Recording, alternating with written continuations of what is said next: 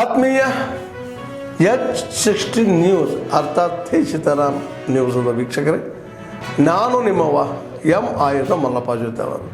ತಾವು ಈಗ ಸುದ್ದಿಗಳ ಲೋಕಕ್ಕೆ ಎಂಟ್ರಿ ಹೊಡಿತಾ ಇದ್ದೀರಿ. ಈ ಸುದ್ದಿಗಳನ್ನು ಪ್ರತಿಯೊಂದು ನೋಡೋ ಜೊತೆಗೆ ನಿಮ್ಮ ಅಭಿಪ್ರಾಯಗಳನ್ನು ಹಂಚ್ತಾ ಇರ್ರಿ. ಯಾಕಂದರೆ ಈ ಸುದ್ದಿಗಳು ನಿಮಗಾಗಿ, ನಿಮ್ಮ ಬದುಕಿಗಾಗಿ, ನಿಮ್ಮ ವೈಚಾರಿಕೆಗಾಗಿ, ನಿಮ್ಮ ತಿಳುವಳಿಕೆಗಾಗಿಯೂ ನಿಮಗೂ ಗೊತ್ತು. ಜೊತೆಗೆ ನಮಗೂ ನಿಮ್ಮೊಂದಿಗೆ ಇದೊಂದು ಮಾತಾಡುವಂಥ ಜೊತೆಗೆ ಸುದ್ದಿಗಳನ್ನು ಬಿಡುವಂಥ ಕೆಲಸ. ಈ ಕೆಲಸದಲ್ಲಿ ನಾವು ನಿಮ್ಮೊಂದಿಗಿದ್ದೀವಿ ಅಂತ ಹೇಳ್ತಾ ನೋಡ್ತಾ ಇರಿ ಸುದ್ದಿಗಳನ್ನು.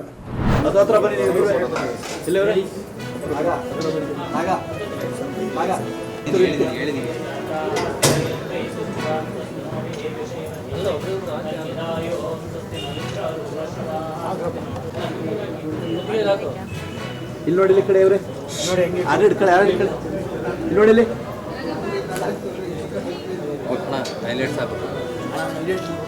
ಇಲ್ಲಿ ಈ ಕಡೆ ನೋಡಿ,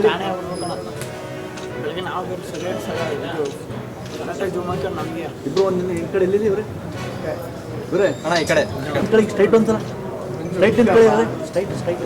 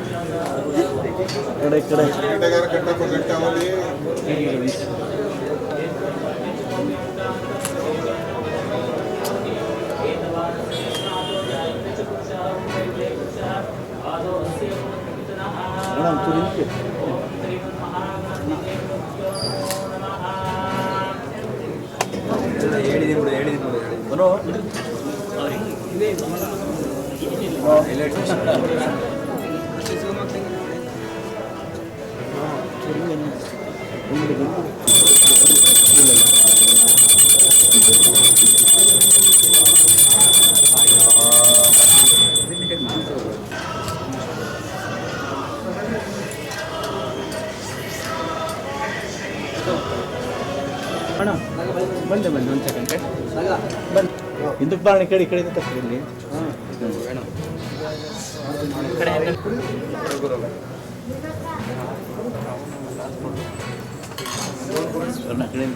ಟ್ರಾನ್ಸ್ಪೋರ್ಟ್ ಮೇಲೆ ಕೆಲಸ ಮಾಡ್ತೀನಿ.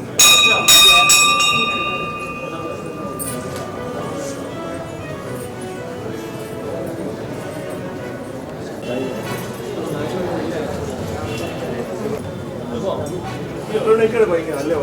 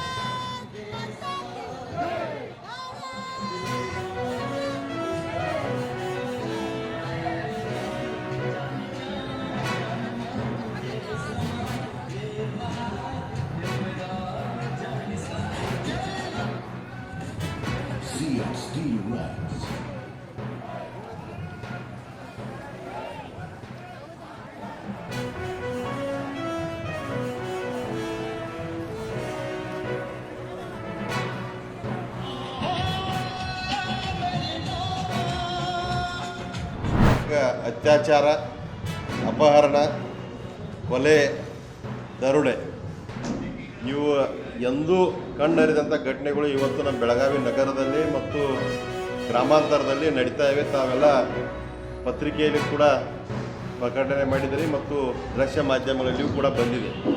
ನಮ್ಮ ಮಹಾನಗರ ಪಾಲಿಕೆ ಸದಸ್ಯರಾದಂಥ ಸಂದೀಪ್ ಜಿರಿಗಾಳ್ ಅವ್ರ ಮನೆ ಮೇಲೆ ಕಲ್ಲು ಎಸಿತಾರೆ, ಆದರೆ ಇನ್ನೂವರೆಗೂ ಏನೂ ಕ್ರಮ ಕೈಗೊಂಡಿಲ್ಲ. ಒಬ್ಬ ಕಾರ್ಪೊರೇಟರ್ ಮನೆ ಮೇಲಿನ ಕಲ್ಲು ಒಯ್ಯುವಂಥ ಘಟನೆ ಇವತ್ತು ಮಹಾನಗರದೊಳಗೆ ನಡೀತದೆ.